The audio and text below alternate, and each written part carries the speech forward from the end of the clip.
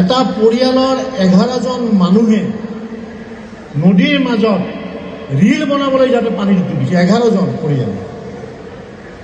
তাৰ পিছত আকৌ 7জন দিনাখন হিমাচল প্ৰদেশত উটি গৈছে। মই দেখোঁ এই বগীবিল দললৈ আহিলে এনেকৈ ওলমি ওলমি ৰীল বনায়, যেন তেওঁৰ ৰীলটো চাবলৈ পৃথিৱীৰ মানুহ হেৰি আছে।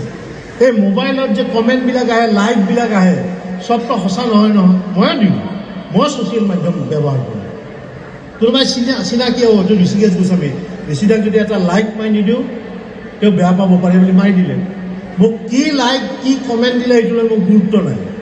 কিন্তু মই যে গোগামুখলৈ আহিলোঁ, সোৱণশিৰি মহাবিদ্যালয়, ভূপেশ্বৰ চেতিয়াই যে মাতি আনিলে, এইটো অসমৰ ৰাইজে অন্ততঃ দেখা পালে।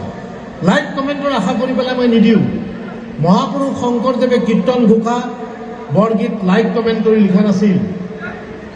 বিষ্ণুৰাভাই গীতবিলাক, জ্যোতিপ্ৰসাদে গীতবিলাক, আনন্দ চন্দ্ৰ আগৰৱালা, কমলা প্ৰসাদ আগৰৱালা, হৰিবিলাস আগৰৱালাই লাইক কমেণ্ট আশা কৰি এইবোৰ ৰচনা কৰা নাছিল, নিজৰ কামবিলাক কৰি গৈছে।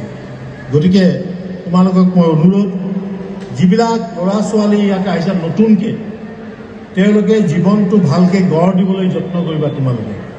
আৰু তাৰ কাৰণে তোমালোকৰ মই যে ক'লোঁ যে আত্মবিশ্বাস যদি ঠিক থাকে, মোক এই APSC লেকচাৰটোৰ কথা বহুতে সকলোতে এইটো কথা মই নকওঁ। অৰুণিমা সিনহাৰ ভৰি দুখন যেতিয়া কাটি দিছিলে ডক্টৰে, 2খন ভৰি এই ভেকচিন ভিতৰত, তেওঁক আহি পেলাই ডক্টৰে সুধিছিল যে আপোনাৰ 2খন ভৰি অলপ পিছত কাটি দিব। বোলে ছাৰ উপায়টো নাই, তোমাক খালি এটা কথা সুধো। বোলে কি কথা? যে তোমালোকে তোমাৰ এই ভৰি 2খন কাটি দিয়াৰ পিছত তুমি কি কৰিবা? বোলে মই এভাৰেষ্ট শৃংগ বিজয় কৰি দেখুৱাম। 2খন ভৰি কাটি দিছে ছোৱালীজনী।